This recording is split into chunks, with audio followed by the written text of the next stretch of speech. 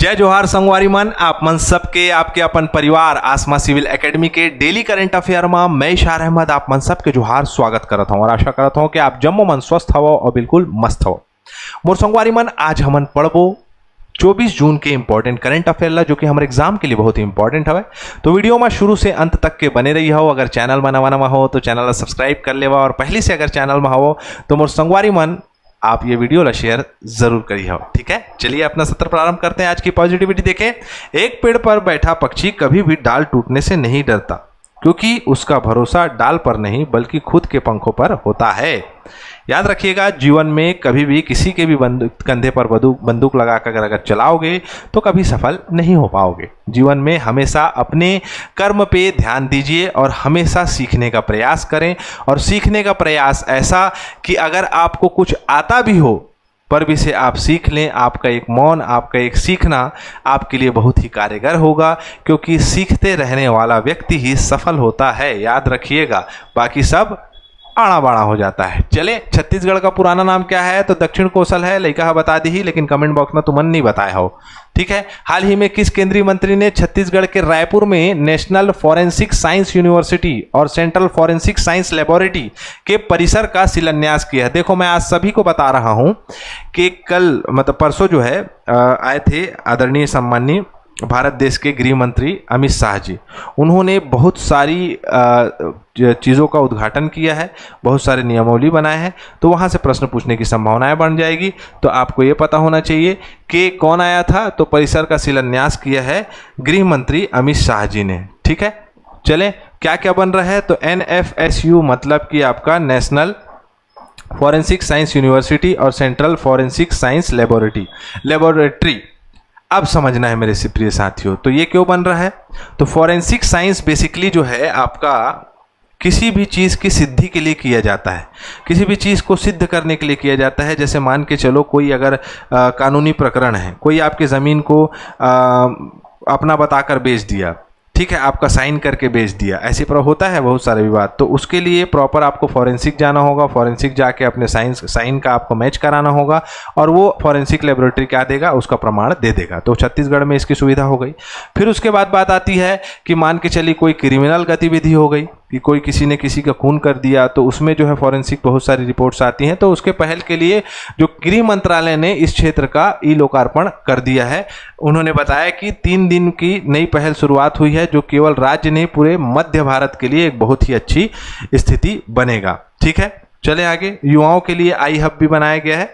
वैसे ही केंद्रीय गृह एवं सहकारिता मंत्री अमित शाह ने हाल ही में किस शहर में नक्सलवाद पर समीक्षा बैठक की अध्यक्षता की है? तो ये करंट अफेयर इंडिया लेवल का है। तो कहाँ से अध्यक्षता की है? तो रायपुर से की है। ठीक है, रायपुर में आए थे 22 जून 2025 को नवा रायपुर में बैठक हुई, और समीक्षा में कहाँ कहाँ के लोग बैठे थे ये ध्यान रखने योग्य है। जैसे देख सकते हो कि इस बैठक में जो ADGP है ना, ADGP, DGP, बड़े बड़े रैंक के जितने भी आला अधिकारी हैं पुलिस विभाग के, छत्तीसगढ़ के, आंध्र प्रदेश के, तेलंगाना के, मध्य प्रदेश के, महाराष्ट्र के, झारखंड के और उड़ीसा के, बेसिकली यही जो है नक्सलियों का बेल्ट है। और यहाँ से हम किस प्रकार से नक्सलियों को, सक्रिय नक्सलियों को दूर कर सकते हैं और हम बेहतरी कर सकते हैं छत्तीसगढ़ के लिए, तो इसकी बैठक हुई। और जो है ये बहुत ही आपका क्या कहा जा सकता है, गर्व की बात है। 2026 तक नक्सलवाद खत्म करने का लक्ष्य रखा गया है। केंद्र सरकार का लक्ष्य है कि 21 मार्च 2026 तक भारत को नक्सलवाद से पूरी तरह से मुक्त करना है। उन्होंने सुरक्षा बलों और खुफिया एजेंसियों को सशक्त, समन्वित प्रयास और सराहना करते हुए कहा कि यह लक्ष्य अब संभव दिख रहा है। तो बहुत सारे नक्सली जो है आत्मसमर्पण भी कर रहे हैं। नक्सलियों को जो है, नक्सलियों से लोग जो है आपका स्थानीय निवासी लोग जो है अब ज़्यादा डरते नहीं है। अब जो है लोग बहुत ही अच्छे तरीके से रह रहे हैं जहां पर नक्सलवादी क्षेत्र है। ठीक है, नक्सल प्रभावी क्षेत्र है। हाल ही में मलेरिया मुक्त छत्तीसगढ़ अभियान को किस संभाग में विशेष सफलता मिली है?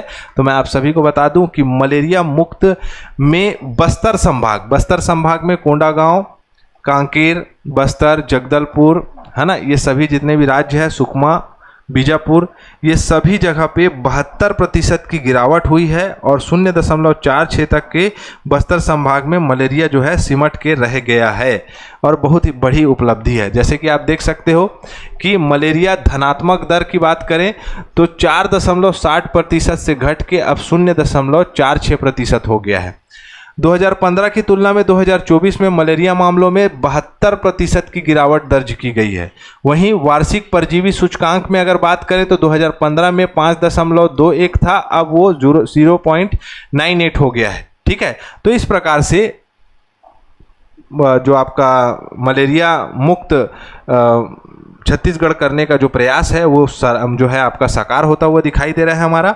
और हम बात करें तो श्री विष्णुदेव साय जी ने कहा है कि उपलब्धि जन केंद्रित स्वास्थ्य नीति और समर्पित सेवा भावना के नतीजे को बताया है इन्होंने कि इससे ये नतीजा निकला है। अगर हम बात करें स्वास्थ्य विभाग, मितानिनों, जमीनी स्वास्थ्य कार्यकर्ताओं की भूमिका इसमें सराहना प्रदान करती है।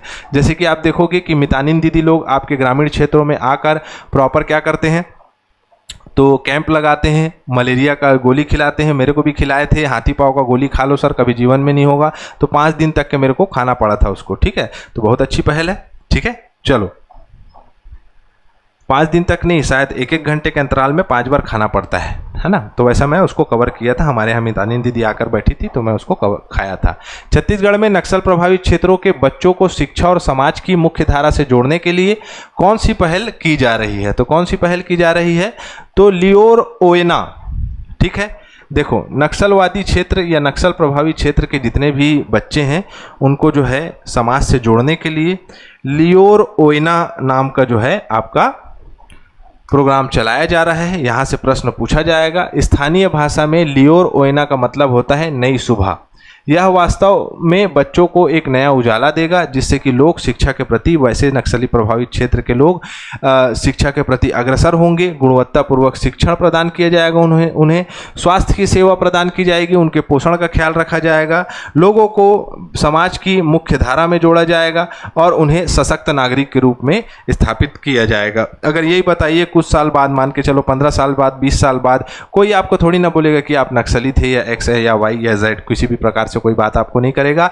आप जो है मुख्य धारा से संबंधित सारे जितने भी लोग आराम से रह रहे हैं वैसे सभी लोग आराम से अभी भी आप रह रहे हैं, लेकिन बाद में और अच्छी तरीके से रहेंगे। ठीक है, तो लियोर ओएना ये आप इसे याद रखिएगा, जो कि पहल करी है। अमित शाह जी आए थे, फिर से आ गए अमित शाह जी। हाल ही में केंद्रीय गृह मंत्री अमित शाह ने 23 जून को नक्सल प्रभावित इरक भट्टी गांव में किस पारंपरिक स्थान पर जनसंवाद किया है? तो कहां पर किया है भाई? क्षमा चाहूंगा सॉरी। ठीक है, तो कहां पर किया है? तो घोटुल मुरिया जनजाति का एक युवा गृह है जो कि बहुत ही प्रसिद्ध है। वेरियल एल्विन ने इसमें किताब भी लिखा है। ठीक है, तो घोटुल में जाकर इस नक्सल प्रभावित क्षेत्र में इरक भट्टी में जो है लोगों से संवाद किया है। जैसे देख सकते हो नक्सल प्रभावित इरक भट्टी में गृह मंत्री अमित शाह ने घोटुल के ग्रामीणों को मुलाकात की। खास बात यह है कि ग्रामीण बस्तर के आदिवासी कल्चर की परंपरा तरीके से उनका स्वागत किया। माड़िया पेज जो है उनको जो है पिलाया, स्वागत किया। वहाँ पेज मिलता है, पेज पिए, मतलब आप लोग पी सकते हो जाके वहाँ। और इरक भट्टी गांव में कुछ साल पहले नक्सलियों का गढ़ होता था, अब ये नक्सलियों का गढ़ नहीं है। ठीक है, बीएसएफ कैंप खुलने से यहाँ के नक्सली जो है वो भाग भी गए हैं, नक्सली घटनाएं कम हो गई हैं और वहाँ के जो बीएसएफ जवान हैं उनका व्यवहार बहुत अच्छा है वहाँ के ग्रामीण लोगों के साथ। ठीक है, चलो घोटुल की बात करें, स्टैटिक पोर्शन यहाँ से एग्जाम में पूछने की संभावनाएं बढ़ जाती है। इसका नाम जो है गोंगा स्थल या विद्या स्थल कहते हैं। मुरिया जनजाति, गोंड जनजाति का ये जनजाति का जो है आपका युवा गृह है। लिंगोपेन की आराधना करते हैं इसमें। लिंगोपेन इनके प्रमुख देवता भी हैं। ठीक है, क्या उद्देश्य होता है? तो सामाजिक शिक्षा प्राप्त करना, जीवन साथी चुन सकते हैं यहाँ, सेवा भाव जागृत करना।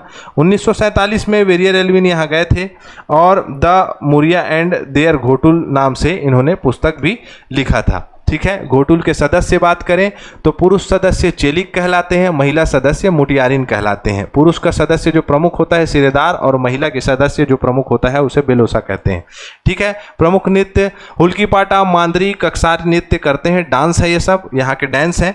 वाद्य यंत्र मांदर बजाया जाता है। घोटुल का त्योहार में कौन कौन सा है, तो नूना नारे दाना पांडुम, क्या है, नूना नारे दाना पांडुम करते हैं यहाँ, जो कि घोटुल अक्टूबर माह में मनाया जाता है, ठीक है। नूना नारे दाना पांडुम, तो आप इसे याद रख सकते हैं। वैसे ही मरका पांडुम होता है, कोरे पांडुम होता है, कारा पांडुम होता है और इराऊ पांडुम भी कराया जाता है। चलें रिवीजन की ओर बढ़ते हैं। कबीरधाम मोरगांव मोरपानी अभियान में जो है इन्होंने वर्ल्ड रिकॉर्ड बना लिया है।